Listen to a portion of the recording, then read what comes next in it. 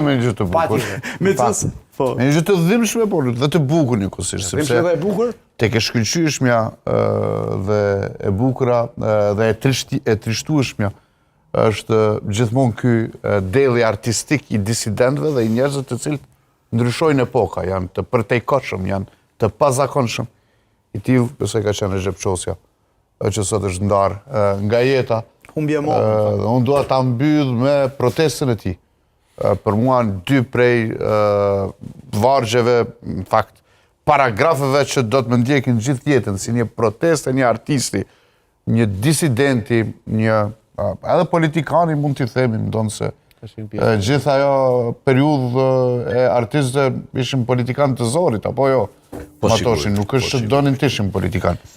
Po sigurisht. Do ta mbyll me thotë, me qenë se thot kam jetuar dhe kam menduar në pjesën më të madhe të kohës duke shprehur pikpamjen kritike ndaj sundimtarëve e pushteteve të tyre, dua të jam i varrosur pa kurfar pranie zyrtare.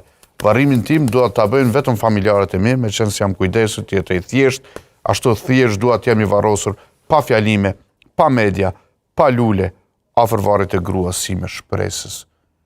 Besoj dy paragrafe që shpreh një revolt dhe një protestë jashtëzakonshme të një artisti, do ta respektojmë edhe ne. Testament që ja kalon nipit vetë. Do ta respektoj çdo kush, e ka shkruar para 10 vitesh, detaj që nuk u potencua shumë në media.